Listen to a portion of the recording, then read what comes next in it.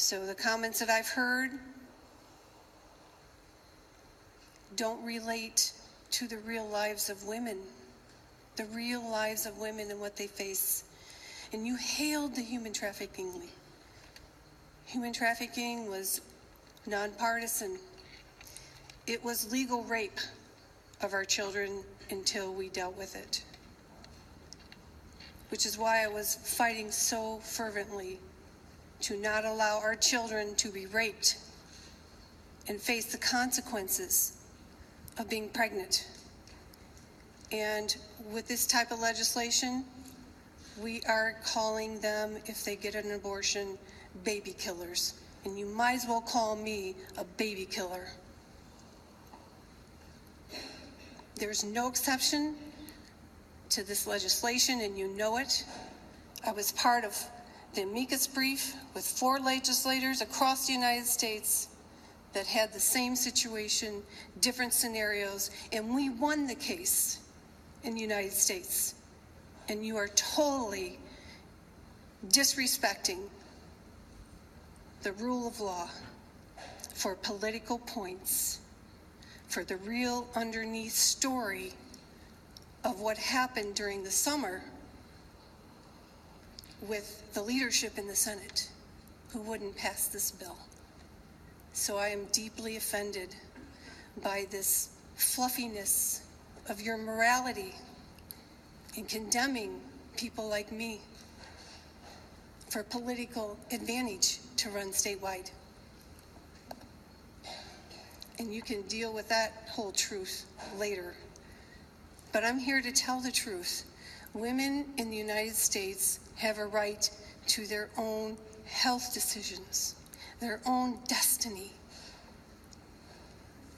I wouldn't be here if your legislation would have been passed during my time. And I brought you human trafficking, and no one would have dealt with it.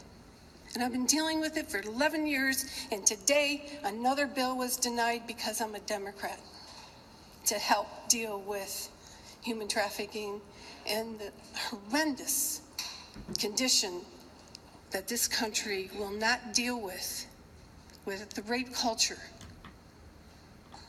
So you can play your games, you can tell your stories, you can cry on the floor, but you're not dealing with reality, with the reality that I live every day and I've had to deal with for the last year, and trying to help you understand you don't have a right as a government official to tell me or any other woman in the United States and in Ohio how to live their lives with their health decisions and their reproductive decisions and the situations that they find themselves, because we don't have control.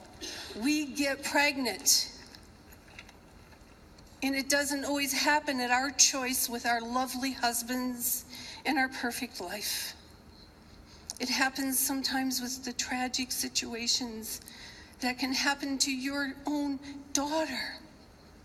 The rape culture on our campuses, the rapes that don't get reported because it will affect the money that comes down from the federal government if they have this type of situation on our campuses. It's underreported, we know that. So get your heads out of the sand and out of the clouds in your perfect world where everyone is, not, if you're not like them, then you're just condemned, and I suffer along with other women in the state of Ohio who have to put up with this type of political gimmick. And this is a gimmick. There's no exception. This was done on lame duck, which should be outlawed.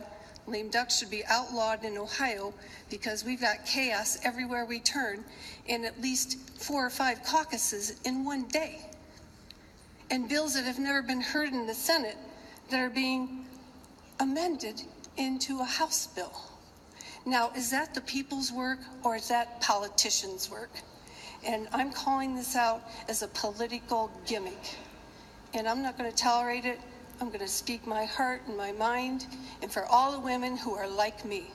Thank you. I urge a no vote. Question continues.